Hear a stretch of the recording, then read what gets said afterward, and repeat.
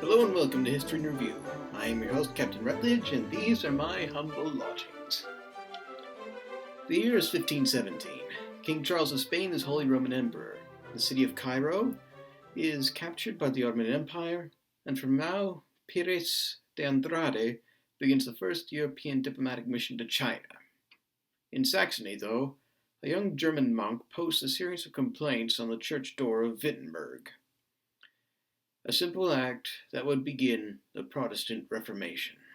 Over the next 100 years, the religious situation in Europe would change from predominantly Catholic to a rabble of different denominations, from Lutheran to Calvinist to Anglican. We shall begin with the Reformation in Germany. Now, what better place to start than with the man who started it all, Martin Luther. Martin Luther was the son of a self-made copper baron named Hans Luther, and originally studied law. Later on, though, he joined an Augustinian monastery and studied theology at Wittenberg University in Saxony, becoming an ordained minister in 1507 and receiving his doctorate of theology in 1512.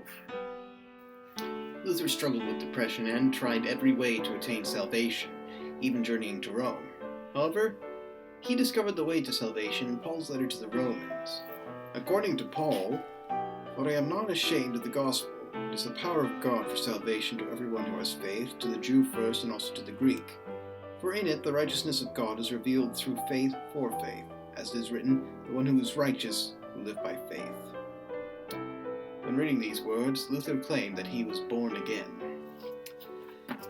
Around the same time, Johann Tetzel was set by Pope Leo X to sell indulgences in the Holy Roman Empire. What is an indulgence, you ask? An indulgence is a purchase document that supposedly relieves time spent in purgatory, and the revenues of which go to support church projects. Martin Luther did not agree with the sale of indulgences, believing that man cannot obtain salvation by good works, but by faith in God. On All Hallows Eve, 1517, Luther sent his 95 Theses to his bishop, protesting the sale of indulgences. This document caught the eye of Leo X, who issued a papal bull against Luther's teachings, but Luther ignored it. Eventually, church officials of the Holy Roman Empire called for Luther to be brought before the imperial diet held in the city of Worms. The Diet of Worms was a formal necessary gathering of all the princes, dukes, and electors in the Holy Roman Empire. The events involving Luther went from 16th to 18th April of 1521. When the imperial councillor told Luther to confess for heresy and recant, Luther replied that he had done nothing wrong and chose not to recant. Luther was declared a criminal and was excommunicated from the Catholic Church. On his way home from the Diet, he was kidnapped and taken to Wartburg Castle in Saxony on the orders of the Prince Elector of Saxony, Frederick. In his room at Wartburg Castle, Luther began the arduous task of translating the New Testament from Greek and Hebrew into German, which became known as the September Testament. He grew a beard and went about under the disguise of Squire George. In 1523, he married Catherine von Bora, 15 years his junior, disestablishing the doctrine of clerical celibacy. Luther continued his work until his death in 1546, writing hymns for church services and the catechisms for home worship, eventually laying down the doctrines for what would be known as the Lutheran Church.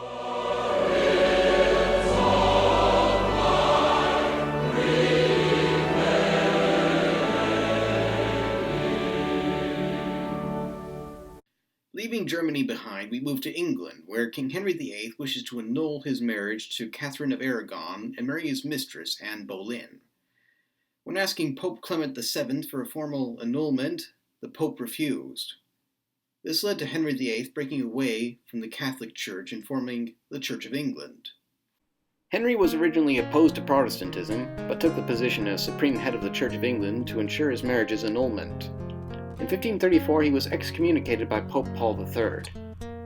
Later on in his reign, he began to disband the monasteries and convents in his kingdom, and sold anything of value within to fund a war against France.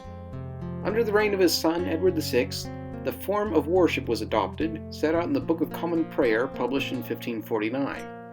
And the confession was set out in the 42 Articles, later revised to 39 in 1563. But Edward died young, and development of the new church was put on hold for a while. After the death of Henry VIII and his successor Edward VI, Henry's daughter Mary became queen. Like her mother Catherine of Aragon, she was a staunch Catholic and issued a reign of terror amongst Protestants in England.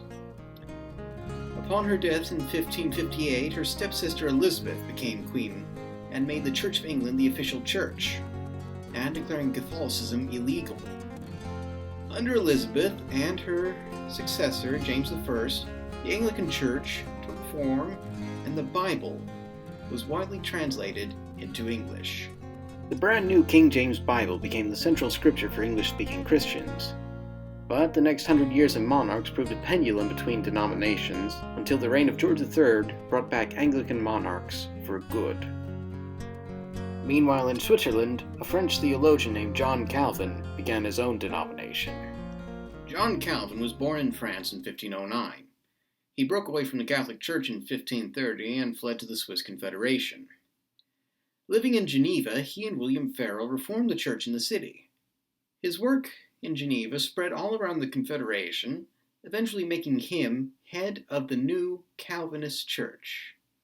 From its starting ground in Geneva, the new Calvinist theology spread to Scotland, where John Knox began the Presbyterian Church based on Calvin's principles, including atonement, predestination, iconoclasm, depravity, and study of Scripture. By the time Calvin died in 1564, there were Calvinist groups in the Netherlands, Holy Roman Empire, Scotland, France, and parts of England. I could go on forever about the Protestant Reformation, what with the 30 Years' War, English Civil War, Evangelist Movement, and Counter-Reformation. But since brevity is a soul of wit, I have kept things brief. Several books and movies have been made about the Reformation, including Luther, with Joseph Fiennes in the titular role, and A Man for All Seasons, with Orson Welles as Henry VIII. To find out more, visit your local library. For History and Review, I'm Captain Rutlidge. Good day. Onward, Christian soldiers, marching as to war, with the cross of Jesus going on before. Christ the royal master leads against the foe.